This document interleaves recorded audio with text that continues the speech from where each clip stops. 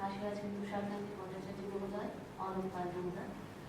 এতক্ষণ আপনারা কিছুটা আন্দাজ করতে পেরেছেন যে আজকে কি বিষয়ে আমাদের সাংবাদিক সম্মেলন। অনেকটা অংশ বলে দিয়েছে আমাদের অসীম ভট্টাচার্য মহোদয়। উন্নত ত্রিপুরার বাজেট একটা রাজ্যের প্রগতি, এটা যেরকম ডিস্ট্রিবিউশন অফ ওয়ার্কের উপর নির্ভর করে, তেমনি এটা বাজেট অ্যালোকেশনের উপর নির্ভর করে। তো এই যে শ্রেষ্ঠ ত্রিপুরা গড়ার লক্ষ্যে বলিষ্ঠ পদক্ষেপ, আমরা যদি মানে এটা তুলনা করি 2017-18 সালের তুলনায় 15,956 কোটি টাকা বেশি বরাদ্দ হয়েছে এবারে 2023-24 বাজেটে। আমরা ইতিমধ্যে সদর আমাদের যেটা আরবান ডিস্ট্রিক্টের পক্ষ থেকে আমরা দেখেছি যে ধন্যবাদ দেওয়া হয়েছে মাননীয় মুখ্যমন্ত্রী এবং পুরো ক্যাবিনেটকে। এই যে বাজেটের যে মূল বিষয়গুলো সেখানে আমরা দেখতে পেয়েছি যে প্রথমে আমরা এটা একটা মানে তীব্র ভাষায় নিন্দা জানাই যে পবিত্র বিধানসভার মান ভুলুণ্ঠিত করার জন্য যারা জনপ্রতিনিধি ওনাদেরকে অনেক আশা ভরসা করে দেয়ার আওয়ার ফেস, মানে দেয়ার পিপলস রিপ্রেজেন্টেটিভ, কিন্তু ওইখানে গিয়ে এরকম অসাংবিধানিক ভাষায় কথাবার্তা বলা বা এইসব বিষয়গুলো গণতন্ত্রের পক্ষে কিন্তু খুব বিপজ্জনক। তো যেই 2-3টা বিষয় এখানে উল্লেখ করা হয়েছে যে মুখ্যমন্ত্রীর জন আরোগ্য যোজনা, সেটাই কিন্তু এবার 59 কোটি টাকা শুধু ব্যয় হবে না, অনেকগুলো পরিবারও এটাতে অন্তর্ভুক্ত হয়েছে। আমি নাটশেলে কিছু বলে দেওয়ার চেষ্টা করছি। 2023-24 অর্থবর্ষে মোট যে বাজেট বরাদ্দ হয়েছে 27,654.400 কোটি টাকা। এটা বেসিক্যালি মূলধনী ব্যয়, ক্যাপিটাল এক্সপেন্ডিচার 5,354 কোটি টাকার মতো রয়েছে। সেখানে বৃদ্ধির হার প্রায় 8.8%, জাতীয় স্তরের হার ছিল যেখানে 7.20%। 2023-24 অর্থবর্ষে রাজ্যের অর্থনীতি প্রায় 8% হারে বৃদ্ধি পাবে বলে আশা করা যায়। এবারে যে বাজেট আনা হয়েছে সেখানে মূলত যে বিষয়গুলোতে বেশি জোর দেওয়া হয়েছে মহিলা, ছাত্রছাত্রী, যুব সমাজ, তৃতীয় লিঙ্গ, জনজাতি, তপশিলি জাতি, অন্যান্য অনগ্রসর জাতিসমূহ, ধর্মীয় সংখ্যালঘু, কর্মচারী, পেনশনার সহ সকল অংশের জনসাধারণ। এক কথায় বলতে গেলে এই বাজেট হচ্ছে জনকল্যাণকামী, যেখানে সর্বব্যাপী এবং সর্বস্পর্শী। এখানে মুখ্যমন্ত্রী জন আরোগ্য যোজনার কথা অলরেডি আমাদের অসীম ভট্টাচার্য মহোদয় আপনাদের কাছে তুলে ধরেছেন। মুখ্যমন্ত্রী ইন্টিগ্রেটেড ক্রপ ম্যানেজমেন্ট প্রোগ্রাম, মানে যেখানে স্বসহায়ক মূল্যে ধান এবং শস্য ক্রয় করা হয়, সেখানে 10 কোটি টাকা বরাদ্দ রয়েছে। মুখ্যমন্ত্রীর ক্রীড়া উন্নয়ন প্রকল্প বরাদ্দ 8 কোটি টাকা। মুখ্যমন্ত্রীর জনজাতি কল্যাণ ভবন বরাদ্দ 30 কোটি টাকা। CM-7 প্রকল্পে মেধাবী ছাত্রছাত্রীদের জন্য বরাদ্দ 3 কোটি টাকা। মুখ্যমন্ত্রীর দক্ষতা উন্নয়ন প্রকল্প বরাদ্দ 50 কোটি টাকা। মুখ্যমন্ত্রী নগর উন্নয়ন প্রকল্প, যেখানে বরাদ্দ রয়েছে 120 কোটি টাকা। মোট 13টি নতুন প্রকল্প ঘোষণা করা হয়েছে। এই বাজেটে ভবিষ্যতের জন্য রাজ্যকে প্রস্তুত করার লক্ষ্যে একটি কৃত্রিম বুদ্ধিমত্তা কেন্দ্র, মানে যেটাকে আর্টিফিশিয়াল ইন্টেলিজেন্স বলা হয়, সেই একটা সংস্থা স্থাপন করা হবে, যা রাজ্য সরকারকে জনপরিষেবা ও সুশাসন প্রদানে কৃত্রিম বুদ্ধিমত্তার ব্যবহারে সহায়তা করবে। সরকারের কার্যকারিতা বৃদ্ধির স্বার্থে এবং মানুষের জীবনযাত্রাকে সহজ ও সুগম করার লক্ষ্যে এই বাজেটকে একটি নতুন ডিরেক্টরিয়েট অফ গুড গভর্নেন্স তৈরি করার সংস্থা রাখা হয়েছে। মানে আমরা এখন যেরকম আমরা হিউম্যান ফিজিওলজি বা বিভিন্ন রকম ডিপার্টমেন্ট দেখতে পাই, তেমনি ভাবে ডিরেক্টরিয়েট অফ গুড গভর্নেন্স এটা একটা ডিপার্টমেন্টেরও মানে আমাদের যোজনা হতে চলেছে, সংযোজন। মূলধনী ব্যয়, মানে যেটা ক্যাপিটাল এক্সপেন্ডিচার জোর দিয়েছে, এই বাজেটে 5,350 কোটির বেশি টাকা মূলধনী ব্যয় হিসেবে বরাদ্দ হয়েছে। রাস্তা, ভবন, হাসপাতাল, স্কুল, অফিস, বিদ্যুৎ ও সেচ খাতে 1,436 কোটি টাকা বরাদ্দ করা হয়েছে কৃষি ও কৃষি সংশ্লিষ্ট ক্ষেত্রে। 7,000 কোটি টাকা বরাদ্দ করা হয়েছে শিক্ষা ও স্বাস্থ্যের খাতে। এগুলো উল্লেখযোগ্য বিষয়। 2023-24 অর্থবর্ষে রাজ্যের আনুমানিক প্রবৃদ্ধির হার প্রায় 8%। কৃষি ও কৃষি সংশ্লিষ্ট ক্ষেত্রে বিশেষ গুরুত্ব, এতে 1436 কোটি টাকা বরাদ্দ হয়েছে। এগুলো বাজেটের ফিচার। আগরতলায় 100 কোটি টাকার ব্যয়ে একটি ইউনিটি মল গড়ে তোলা হবে। তারপর আরেকটা বিষয় হলো সার্বজনীন স্বাস্থ্য বীমা CMJAY 2023 যোজনায় অবশিষ্ট 4.75 লক্ষ পরিবারকে অন্তর্ভুক্ত করা হবে। মানে এতদিন আমরা দেখতাম যে শুধু বিপিএল ভুক্ত পরিবার, যাদের বিপিএল কার্ড আছে, তারাই আয়ুষ্মান ভারতের আওতায় ছিল, যেটা আমাদের অসীম ভট্টাচার্য বাবু আপনাদের প্রথমেই হাইলাইট করে বলেছেন যে এখানে যেটা মুখ্যমন্ত্রী আরোগ্য যোজনায় 59 কোটি টাকা ব্যয় করা হচ্ছে, সেই ক্ষেত্রে 4,75,000 পরিবারকে অন্তর্ভুক্ত করা হচ্ছে। মুখ্যমন্ত্রী জনজাতি কল্যাণ মিশন প্রকল্পে 30 কোটি টাকা বরাদ্দ হয়েছে। যুব সমাজকে কর্মসংস্থানের জন্য দক্ষ করার লক্ষ্যে মুখ্যমন্ত্রীর দক্ষতা উন্নয়ন প্রকল্পে মানে স্কিল ডেভেলপমেন্ট 50 কোটি টাকা ধরা আছে। মুখ্যমন্ত্রীর নগর উন্নয়ন প্রকল্পে মোট ব্যয় বরাদ্দের পরিমাণ ধরা হয়েছে 120 কোটি টাকা।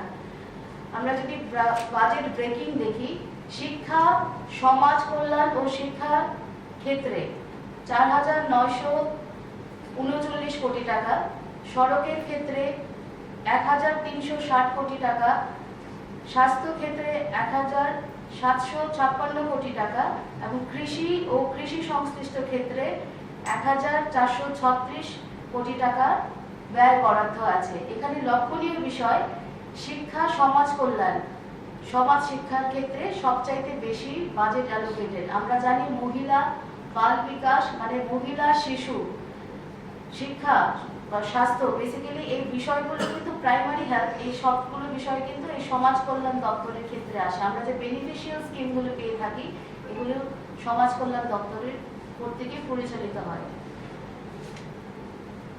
নেশামুক্ত ত্রিপুরা গড়ার ক্ষেত্রেও এই বাজেটে বিশেষ ভূমিকা পালন করছে। এখানে 50 শয্যা বিশিষ্ট নেশামুক্ত কেন্দ্র স্থাপন করা হবে। মুখ্যমন্ত্রী যুব যোগাযোগ যোজনা, এটা বিগত অর্থবর্ষে আমাদের সরকারকে 11,892 জনকে 5,000 টাকা করে দিয়ে স্মার্টফোন কেনার জন্য, এই অর্থবর্ষে 12,000 টাকা করে স্মার্টফোন কেনার জন্য ছাত্রছাত্রীদের দেওয়া হবে। সেটা মুখ্যমন্ত্রী যুব যোগাযোগ যোজনা। মুখ্যমন্ত্রী আকাঙ্ক্ষা প্রকল্প, অন্যান্য অনগ্রসর জাতির ছাত্রছাত্রীদের IAS, IPS এবং IFS ইত্যাদি প্রস্তুতির ক্ষেত্রে এই নতুন প্রকল্পের সূচনা হয়েছে।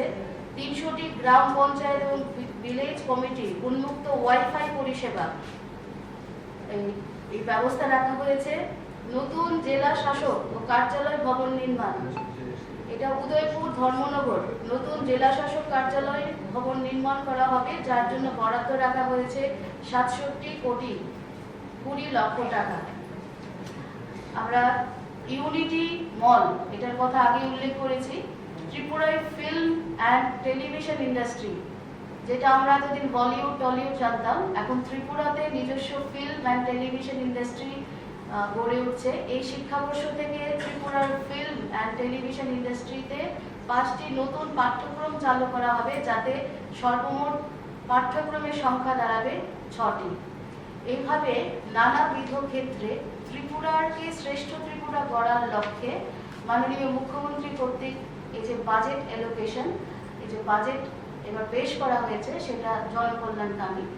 আপনাদেরকে একটা বলে রাখা বিষয় যে আমরা যে জায়গায় এখন আছি, যে ওয়েস্ট ত্রিপুরা আরবান ডিস্ট্রিক্টে, বেসিক্যালি ত্রিপুরার আপনি যদি দেখেন যে মানে ক্যাপিটাল অফ ত্রিপুরা যেরকম আগরতলা, সেখানে এই জায়গাতে রেফারেল হসপিটাল, 28টা জেনারেল ডিগ্রি কলেজের মধ্যে বিশেষ বিশেষ যা কিছু আছে ভালো শ্রেষ্ঠ সবকিছুই ওয়েস্ট ত্রিপুরা ডিস্ট্রিক্ট কেন্দ্রিক। কিন্তু এইবারের যে এই বাজেট, সেটা কিন্তু ডিসেন্ট্রালাইজেশন অফ ক্যাপিটাল, মানে সারা ত্রিপুরার, মানে ত্রিপুরার যেটা অন্তিম ব্যক্তি পর্যন্ত, অন্তিম ডিস্ট্রিক্ট, সবচাইতে যেটা আমরা জানি ত্রিপুরার অ্যাসপিরেশনাল ডিস্ট্রিক্ট হচ্ছে ধলাই, এই জায়গাগুলিতেও কিন্তু সার্বিক উন্নয়ন হবে। সেটাই হচ্ছে এই যে মানে গুড গভর্নেন্সের একটা লক্ষ্য।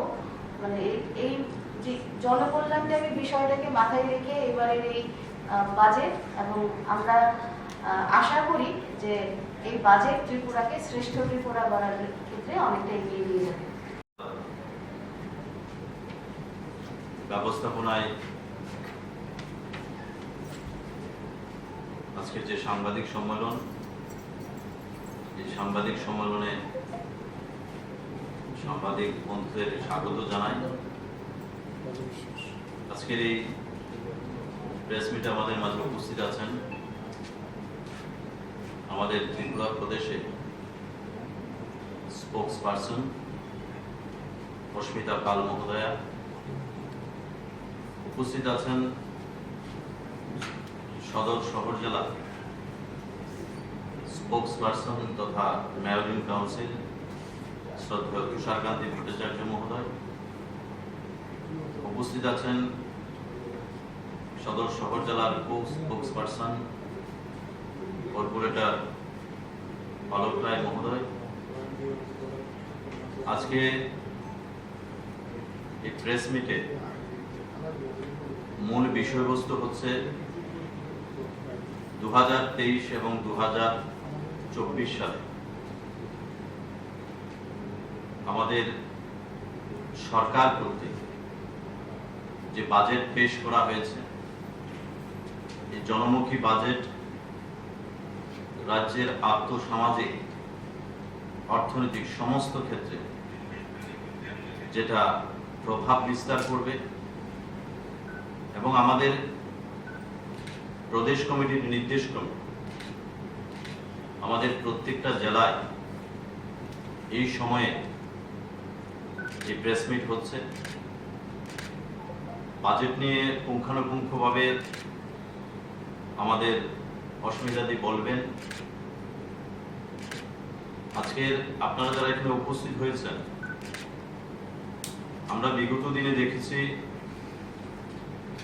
যে ত্রিপুরা রাজ্যের দীর্ঘ সময় ধরে বামফ্রন্টের একটা সরকার ছিল, কিন্তু রাজ্যের মানুষের কল্যাণার্থে, রাজ্যের মানুষের আর্থসামাজিক উন্নয়নে বিধানসভার মধ্যে একমাত্র ভারতীয় জনতা পার্টি নেতৃত্বাধীন যে সরকার চলছে, রাজ্যের প্রত্যেকটা মানুষের ডেভেলপমেন্টের জন্য এই সরকার কাজ করছে, সেই বাজেটের মধ্যে দিয়ে সেটা প্রমাণিত হয়। 2023 এবং 24 সালে মোট বাজেট এই অর্থ বছরে 27,654.40 কোটি টাকা সেখানে ঘোষণা করা হয়েছে। বাজেটের সকল দিকে, শিক্ষা ক্ষেত্রে বলুন, বুনিয়াদী শিক্ষা থেকে বিদ্যালয়, উচ্চশিক্ষা, সমাজ কল্যাণ, সমস্ত জগতে মানুষদেরকে অর্থনৈতিক বুনিয়াদভাবে যাতে শক্তিশালী করা যায় তার জন্য সরকার পদক্ষেপ নিয়েছে। তার মধ্যে আমি দুই একটি উল্লেখযোগ্য বিষয় আপনাদের কাছে তুলে ধরছি, বাকিটা আমাদের অস্মিতাদি বলবেন। যে আমাদের এই বাজেটে সবচাইতে যেটা উল্লেখযোগ্য ঘটনা, যে মুখ্যমন্ত্রী আরোগ্য যোজনায় 59 কোটি টাকা বরাদ্দ করা হয়েছে, যেটা রাজ্যের সাধারণ থেকে সাধারণ মানুষের কল্যাণার্থে যেটা কাজে লাগবে। এবং এই অর্থবর্ষে বাজেটে 13টি নতুন প্রকল্প ঘোষণা করা হয়েছে। মাননীয় মুখ্যমন্ত্রীর সদর্থক ভূমিকা এবং যারা ক্যাবিনেট মন্ত্রীরা আছেন, রাজ্য সরকারের সদর্থক ভূমিকায় নতুন করে 13টি প্রকল্প চালু করা হয়েছে। আপনারা জানেন, ইতিমধ্যে জেনে গেছেন যে শিক্ষা ক্ষেত্রে প্রায় 4,939.59 কোটি টাকা বরাদ্দ করা হয়েছে। সড়ক উন্নয়নের ক্ষেত্রে 1,360 কোটি টাকা বরাদ্দ করা হয়েছে। এমন আরো অসংখ্য এই বাজেটের মধ্যে উল্লেখিত আছে, যে বিষয়গুলি আমরা সদর শহর জেলার পক্ষ থেকে